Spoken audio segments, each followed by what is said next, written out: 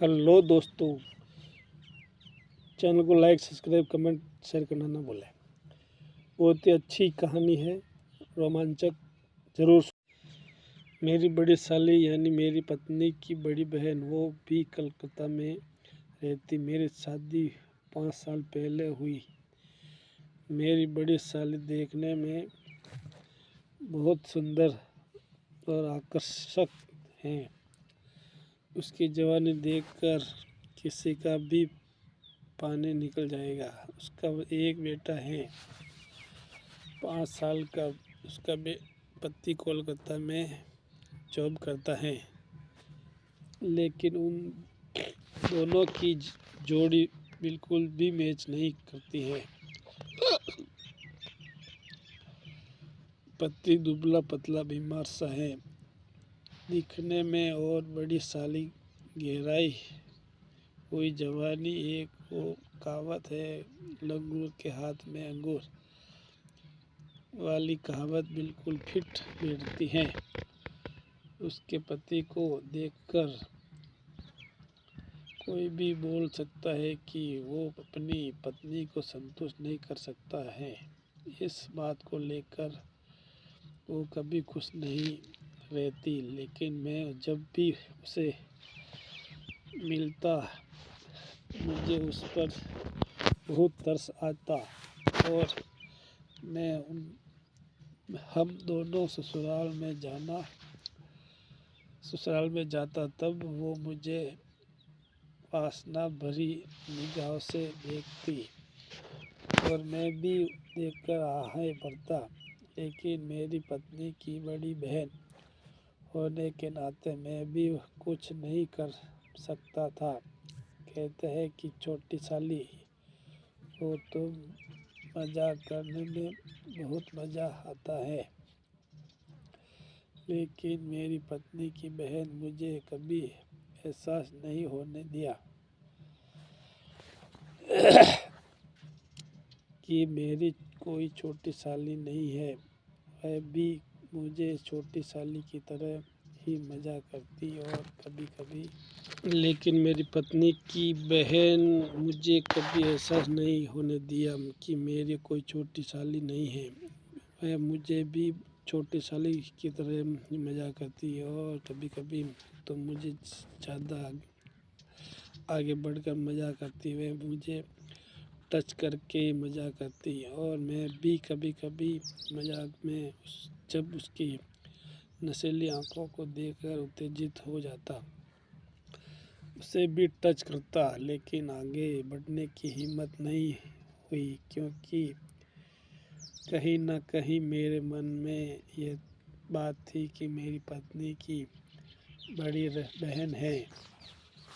अगर मैं कुछ करूँगा तो बात कहीं बनने की जगह बिगड़ न जाए, और जो ये नए नुस्खा है और हल्की छेड़छाड़ होती है, वह भी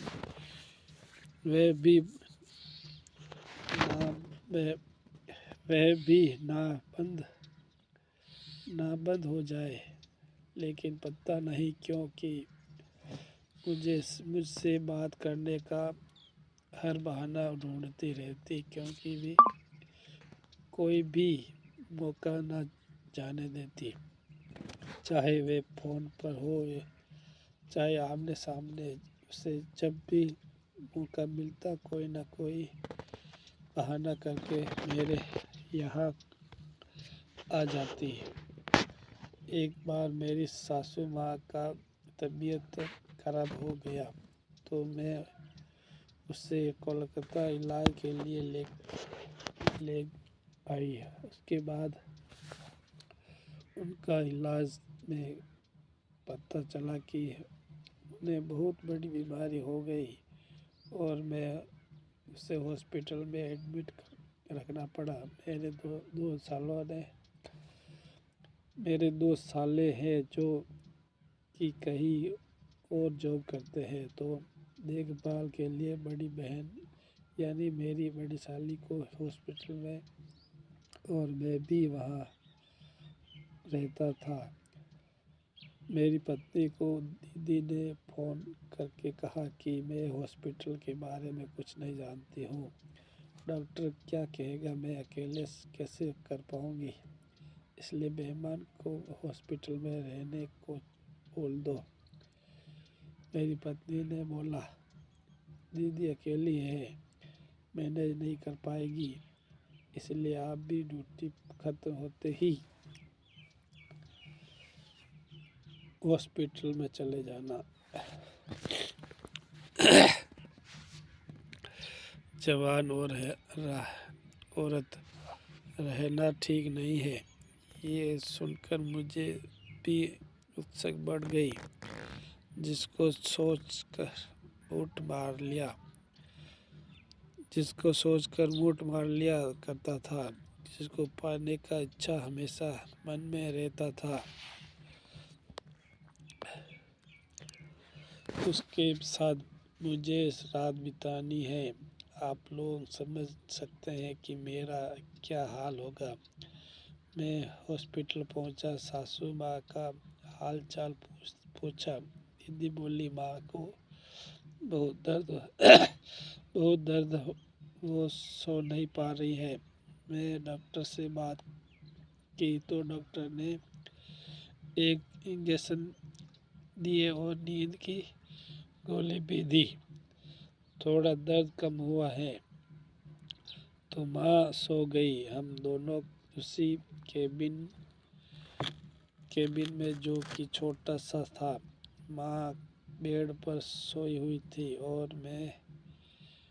और हम दोनों ने जमीन में चादर बिछा कर मुझे बोली, आप सो जाइए। मैंने कहा, नहीं, आप सो जाइए, मैं बैठता हूँ। वो बोली, आप दिन भर ड्यूटी किए हुए हो, आप सो जाइए। मैंने कहा, आप सो जाइए तो आराम नहीं कर पाओगे। वो बोली, हाँ माँ ने मुझे भी आराम नहीं करने दिया। फिर कुछ सोचने लगी और बोली, आप भी सो जाइए और हम भी सो जाते हैं।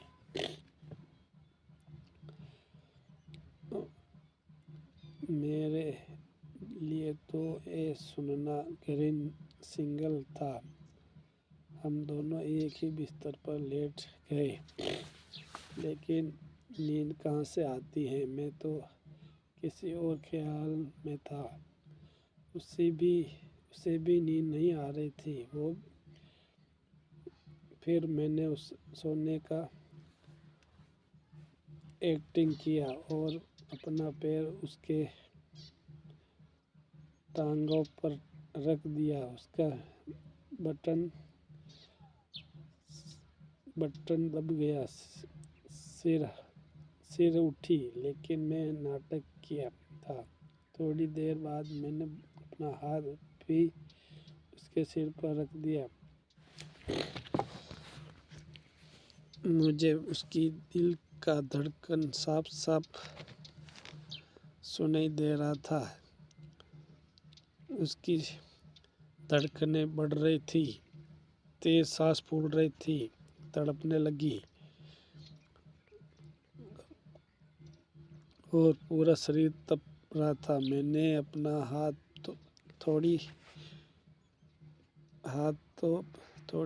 और इधर उधर किया और उसका संतरे पर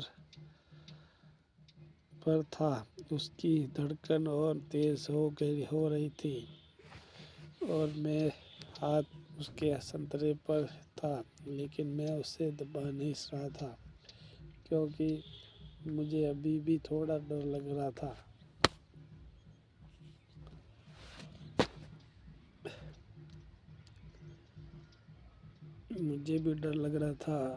तभी अचानक वो मेरे तरफ घूम गई और वो भी सीने का नाटक कर रही थी। सीने से लिपटने का नाटक कर रही थी। अब मुझसे बर्दाश्त नहीं हो रहा था। ऐसा लग रहा था कि अब मैं उस पर चढ़ जाऊं। तभी उसने अपनी टांगे मेरे टांगों पर रख दिया।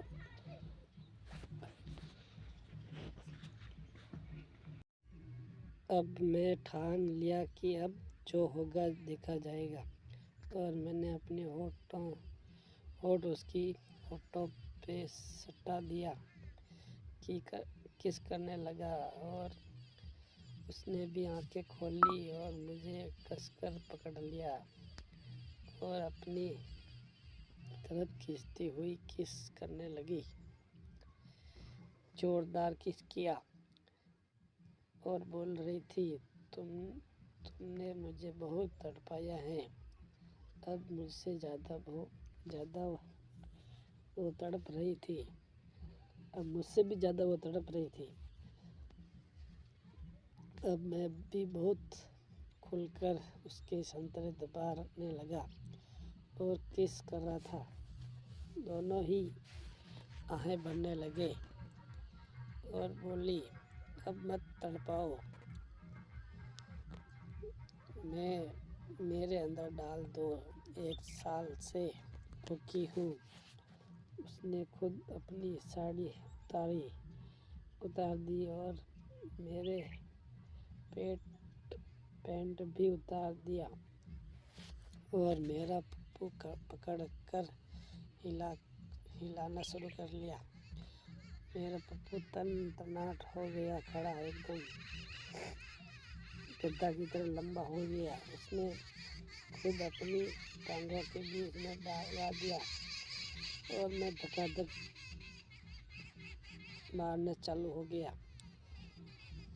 मैंने भी झटका दिया खूब लगा के और तड़पने लगी, चिल्लाने लगी, जोर जोर से करने लगी और बोल रही थी, मेरी जवानी का प्यास बुझा दो तुम, मैं तुम्हारी गुलाम बन जाऊंगी। अब हम दोनों अंतिम चरण में पहुंच चुकी थी। दोनों एक साथ विचार हो गए। उस रात हम दोनों नहीं सो पाए, अलग अलग पोजीशन में अपनी अपनी इच्छा पूरी की। दोस्तों, कैसी लगी मेरी कहानी? अच्छी लगी हो तो लाइक कर दो और चैनल को सब्सक्राइब कर दो।